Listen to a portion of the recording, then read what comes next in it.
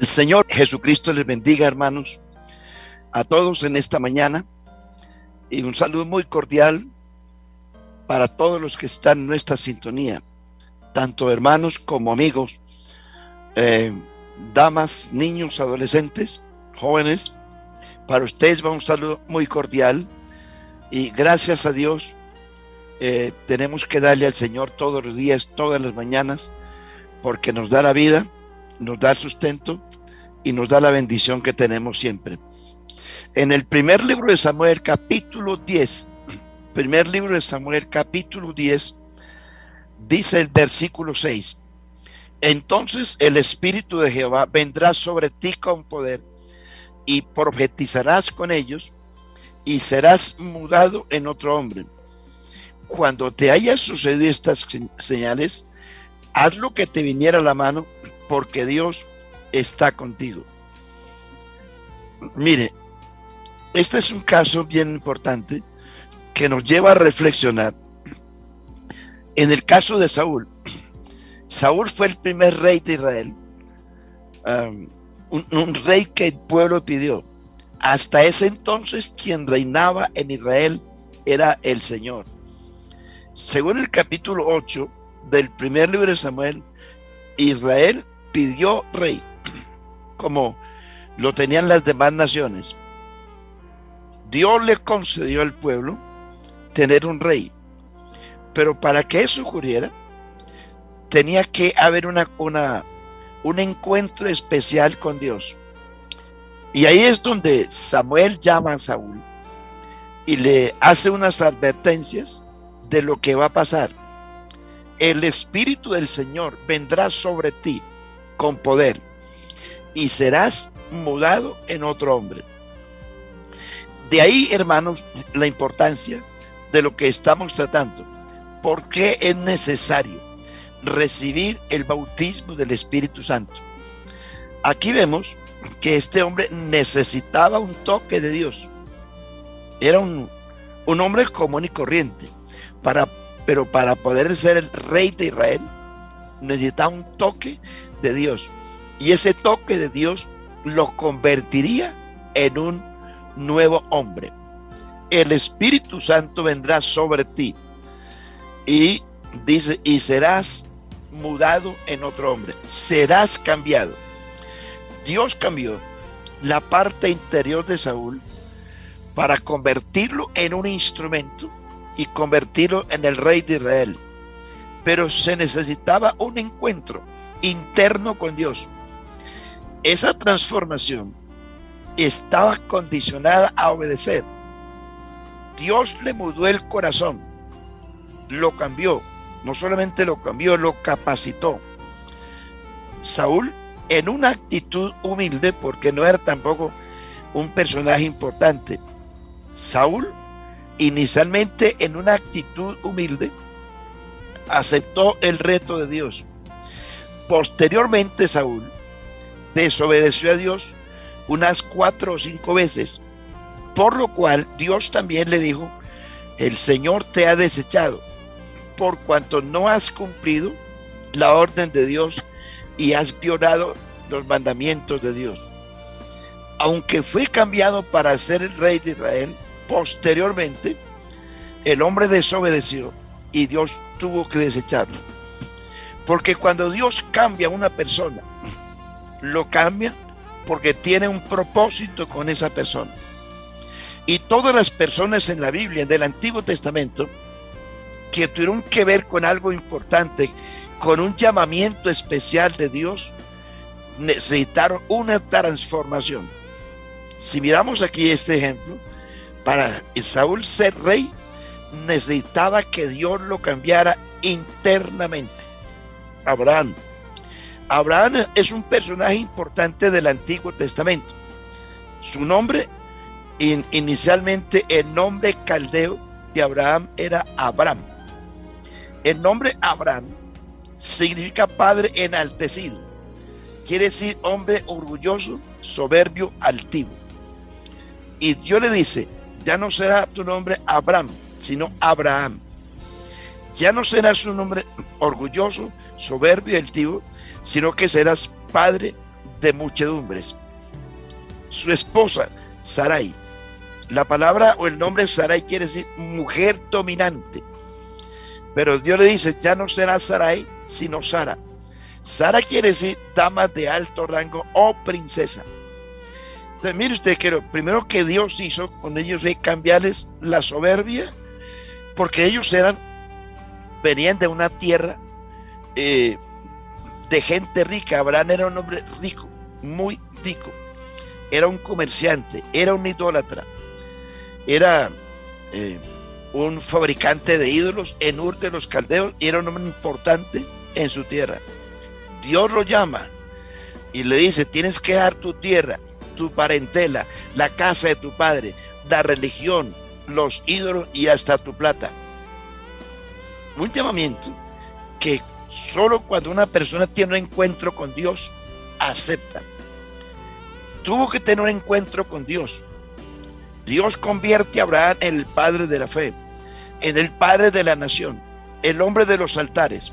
Fue el hombre que más altares construyó en su vida, pero para ello necesitaba un toque y un encuentro con Dios.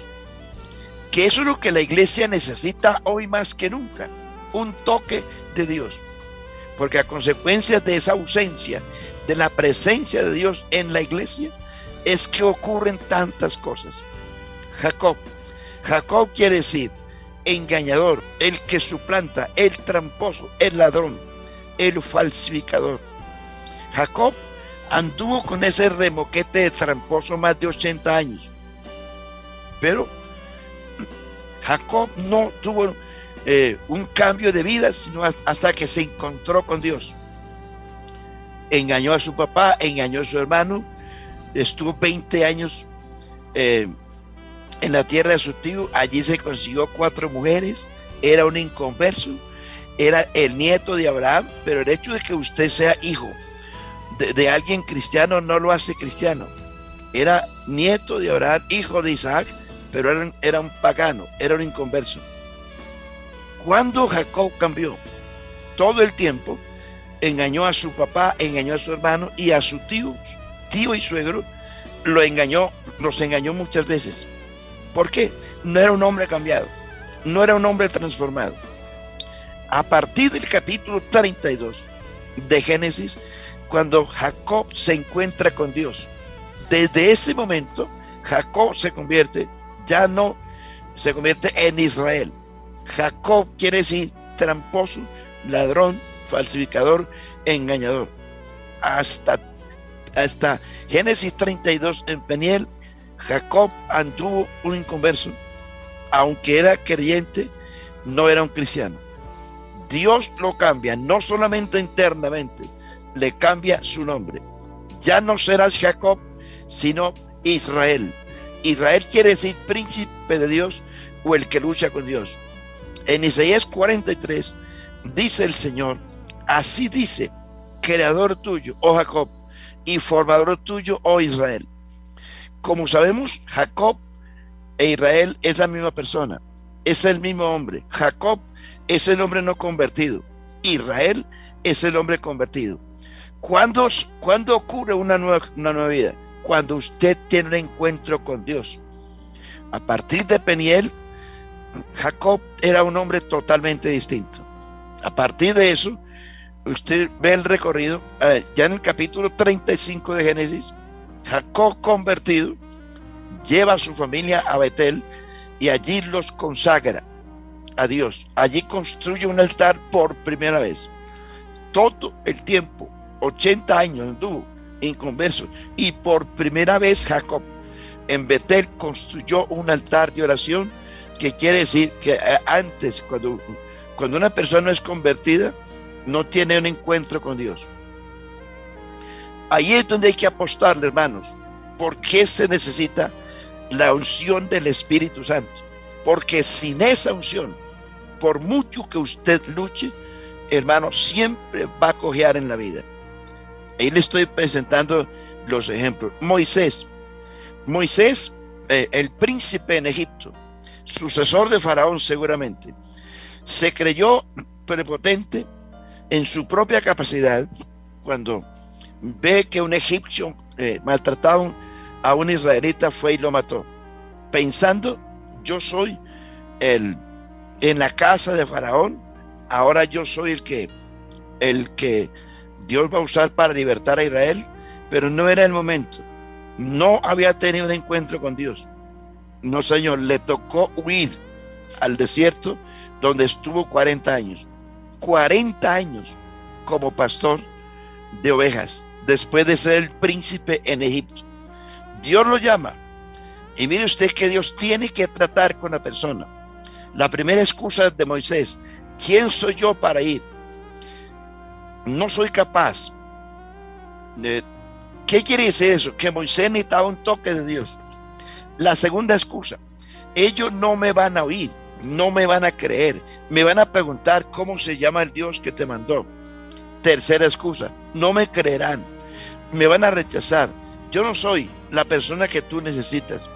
Cuarta excusa: no sé hablar, soy tartamudo, no soy orador ni antes ni ahora que tú hablas con tu siervo. Quinta excusa: mejor envía a otro, yo no voy. Dios se le enojó y le mostró señales para convencerlo que el que tenía que ir era él. ¿Qué se requiere? Un toque de Dios. Gedeón, capítulo 6 de Jueces. Encontramos entonces a un hombre pobre, esclavo de los madianitas. El Señor se le acerca y lo llama, y entonces Dios tiene que hacer un trato con él para poder convencerlo. Y Dios lo convence. ¿Qué quiere decir esto? Se requiere un encuentro con Dios. ¿Por qué hay tanta desobediencia en las iglesias? ¿Por qué hay tanta mundanalidad? Problemas de divorcio, violencia intrafamiliar, infidelidad de los matrimonios, problemas con los hijos con los padres con los hijos, porque se necesita un toque de Dios. Ahora, los apóstoles, miremos la historia de los apóstoles. Antes del día de Pentecostés, hermanos, ellos eran creyentes, pero no convertidos. Mire usted lo que hacían ellos. Se necesitaba el poder y la unción del Espíritu Santo para que ellos cambiaran. Antes de la cruz eran seguidores de Jesucristo, pero no eran convertidos. Por eso, después de la cruz, Jesús les dice: quédense en Jerusalén hasta que sean investidos del poder desde lo alto. Recibiréis poder cuando haya venido sobre vosotros el Espíritu Santo, y me seréis testigos en Jerusalén, Judea y Samaria. Cuando el Espíritu Santo viene a una persona, lo convence, lo redarguye de pecado, de justicia, de juicio, lo guía, le enseña, le recuerda. Pedro, antes de la cruz, seguidor de Cristo, mas no convertido. Pedro, el intrépido, el que saca espada para defender a Cristo, es decir, seguidor de Cristo pero cargado el machete. El acelerado, Pedro varias veces dijo: si tú quieres hasta la muerte, por ti iremos, no te vamos a negar. Pero en el momento en que tenía que probar lo que decía, se mareó, negó a Jesús 3 veces delante de los criados del sacerdote. Otro aspecto bien interesante era que Pedro seguía a Jesús de lejos. Hay creyentes en la iglesia que siguen a Jesús de lejos. Y hermano, cuando usted sigue a Jesús de lejos, se convierte en un fantasma. Recuerde que cuando Jesús se les apareció a la distancia, ellos dijeron: es un fantasma. Pensaban que veían fantasma, pero cuando Jesús se le acercó, ellos tuvieron que caer de rodillas y decir: es el Señor. Cuando usted mira a Jesús de lejos, no tiene atractivo para desearlo, pero cuando usted lo mira de cerca, va usted a creer y a mirar que Jesucristo es lo máximo en el cielo y en la tierra. No siga a Jesús de lejos, porque usted necesita un encuentro personal con Dios. Los creyentes hoy, muchos los siguen de lejos, porque les da pena el patrón, del vecino, del familiar, del compañero de estudio, compañero de trabajo. Esto indica la falta de unción en las personas. Ese es el tema que estamos buscando en la iglesia, porque la unción es la que pudre los yugos. Juan y Jacobo, ellos seguidores de Jesús, pero no tenían el Espíritu Santo, pidieron: manda fuego para que consuma a esta gente mala. Pedían que los niños se apartaran del Señor, no permitían que la gente se acercara a Jesús. Era gente seguidores de Cristo, mas no convertido. Judas, ladrón, criticón. Cuando María de Betania ungió a Jesús, el primero que saltó fue Judas, diciendo: ¿por qué no se vendió esto por 300 denarios y se le dio a los pobres? Pero la Biblia dice que no era porque se preocupaba por los pobres, sino porque era ladrón. ¿Cuántas Judas hay en las iglesias que hablan y hablan y hablan del dinero, pero a la hora de la verdad son los que menos dan? Entonces, Tomás, estudiando de las debilidades de los apóstoles, Tomás: si no viere las heridas en su costado, no creeré. Incrédulo. Felipe dice: muéstranos al Padre y nos basta. Saulo quiere decir, su nombre quiere decir agrandado, y luego se convierte en Pablo, hombre pequeño. Así es cuando conoce a Cristo. Ahora el agrandado Saulo, cuando el Señor lo toca, porque se requiere un toque de Dios, hermano, un toque de Dios. ¿Quién era Saulo? Su nombre quiere decir agrandado, pero usted recuerda la historia en la Biblia. Son de perseguir a los cristianos con cartas de los sacerdotes judíos. Jesús se le aparece en el camino, lo derriba al piso. Mire que se necesita un encuentro con Dios para cambiar. Lo derriba al piso. La luz que lo rodeó era más brillante que el sol cuando resplandece en su fuerza. Una voz le dice: Saulo, Saulo, ¿por qué me persigues? ¿Por qué me persigues? Saulo responde: ¿quién eres, Señor? Porque para uno tener un encuentro con Dios, para uno poder llamar a Jesús Señor, tiene que tener un encuentro con Él. ¿Quién eres, Señor? Jesús le responde: yo soy Jesús a quien tú persigues. Dura cosa, terdas cosas contra el aguijón. Señor, ¿qué quieres que haga? Mire, ahora el Saulo agrandado, prepotente, soberbio, ahora estaba en el piso humillado. ¿Qué quieres que haga? Esa es la actitud que debemos tener nosotros los cristianos cuando tenemos el encuentro con Dios. Ve a Damasco y allá se te dirá lo que tienes que hacer. Ve a Damasco. Dios llama a Ananías y dice: Ananías, ve a la calle derecha, allí hay un hombre que ora. Ve para que ponga las manos sobre él para que recobre la vista. Cuando Ananías llegó donde estaba Saulo, el hombre se sorprendió. Dijo: no, ¿cómo así, Señor? Este hombre es el que está persiguiendo a la iglesia. Con cartas de los sacerdotes vino acá para matar a los hermanos, para acabar con ellos. Dios le dice a Ananías: tranquilo, hermano, no se preocupe, yo ya traté con él, ya lo convencí, ya lo dominé. Ve y ora por él, porque yo le voy a mostrar a él cuánto le es necesario padecer por mi nombre. Bonito eso, ¿no? Ahora, miremos el testimonio de los apóstoles después del día de Pentecostés. Una cosa son los apóstoles antes de recibir el bautismo del Espíritu Santo, antes. Pero otra cosa es esa gente después que reciben el poder del Espíritu Santo. Eso es lo que la iglesia necesita hoy, más que nunca, hermano. Ese toque, esa unción. Mire, Pedro, que negó a Jesús delante de los criados del sumo sacerdote, ahora en el capítulo 3 de los Hechos, está desafiando no a los sirvientes del sacerdote, sino a los mismos sacerdotes. Cuando en la curación del cojo saltan los religiosos judíos: ¿qué es esto que han hecho? Pedro responde con nervios de metal. Oiga, ya no era el Pedro que sacaba espada, ya no era el Pedro que se refugiaba al calor de los criados del sacerdote. Ahora un Pedro con nervios de metal. Y le dicen: señores, ustedes están maravillados porque había una curación aquí, porque este cojo está sano. Pues bien, no es poder nuestro ni virtud de nosotros. No piensen que somos nosotros. Jesús de Nazaret,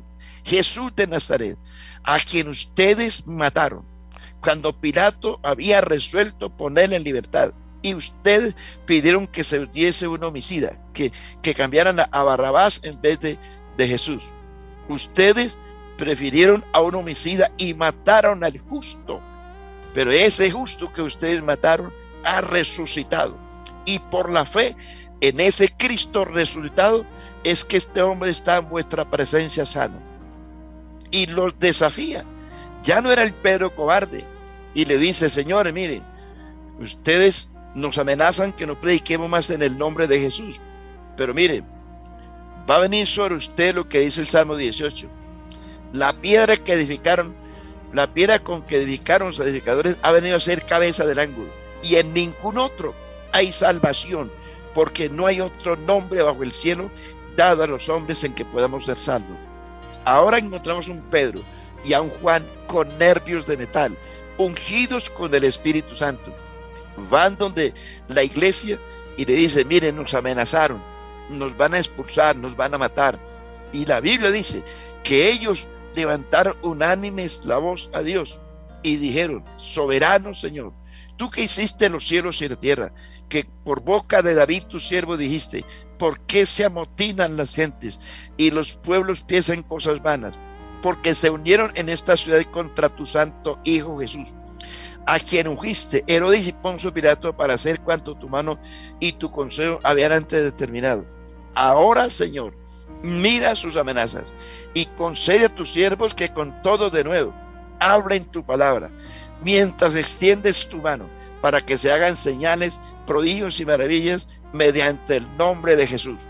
Cuando hubieron orado, el lugar donde estaban congregados tembló y todos fueron llenos del Espíritu Santo. Hechos 5:12. Por la mano de los apóstoles se hacían muchas señales, muchos enfermos y muchos endemoniados venían a ellos y todos eran sanados. Capítulo 8. Pero cuando creyeron a Felipe, que anunciaba el evangelio del reino de Dios y el nombre de Jesucristo, se bautizaban hombres y mujeres. Mire usted eso. En Samaria se convertía la gente porque había una unción especial. Capítulo 10 de los Hechos.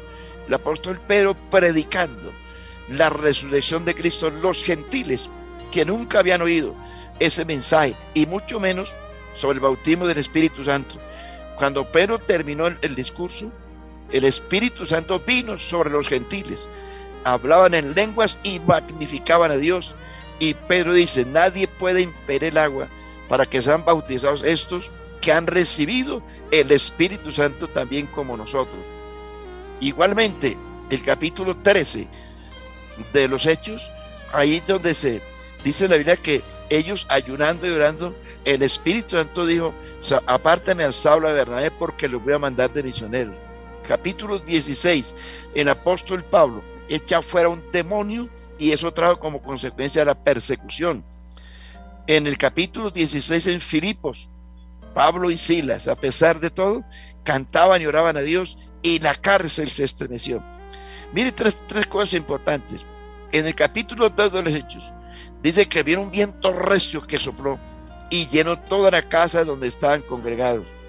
El capítulo 4, versículo 32, dice que el lugar donde estaban congregados tembló. El capítulo 16 de los Hechos dice que la cárcel tembló y los presos quedaron libres. ¿Qué necesitamos, hermanos queridos? Un mover de Dios, un mover del Espíritu Santo, hoy más que nunca, cuando hay tanta mundanalidad, tanta maldad, tanta apostasía, tanta falsa religión, tantos falsos profetas, tanto evangelio falso. El famoso evangelio de la prosperidad, que solamente busca dinero, pero no busca que la gente se salve. Por eso, iglesia del Señor, tenemos que buscar la presencia de Dios. No se resigne solamente ser bautizado en el nombre de Jesús. Hay algo más. Usted y yo necesitamos el bautismo del Espíritu Santo. Necesitamos ser renovados, como dice la Biblia. La Biblia dice en el capítulo 4 de San Juan, dice el Señor: el que bebiere de esta agua volverá a tener sed, pero el que bebiere del agua que yo le daré no volverá a tener sed jamás, sino que el agua que yo le daré será en él una fuente que salte para vida eterna. Óigame, una fuente que salte para vida eterna. Dice: el que oye mi palabra y crea el que me envió tiene vida eterna. Dice, si alguno oye mi voz, dice: si alguno tiene sed, venga a mí y beba.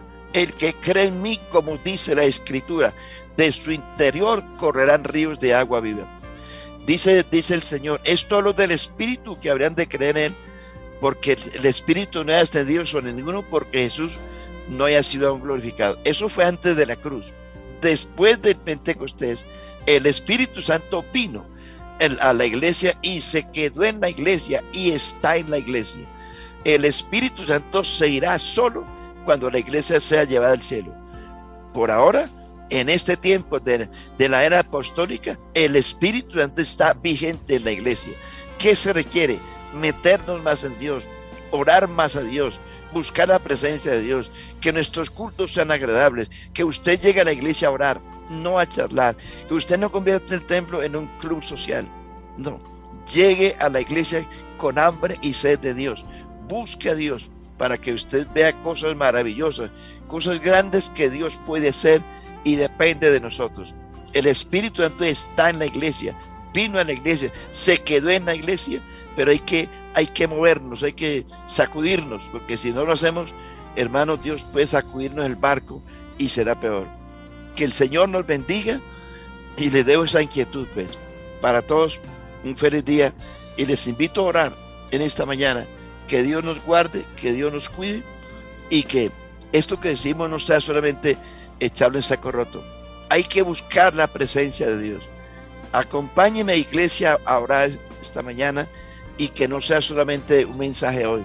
Hay que insistir, porque el evangelio es perseverancia, insistencia. Señor Jesucristo, gracias, Señor, por tu palabra.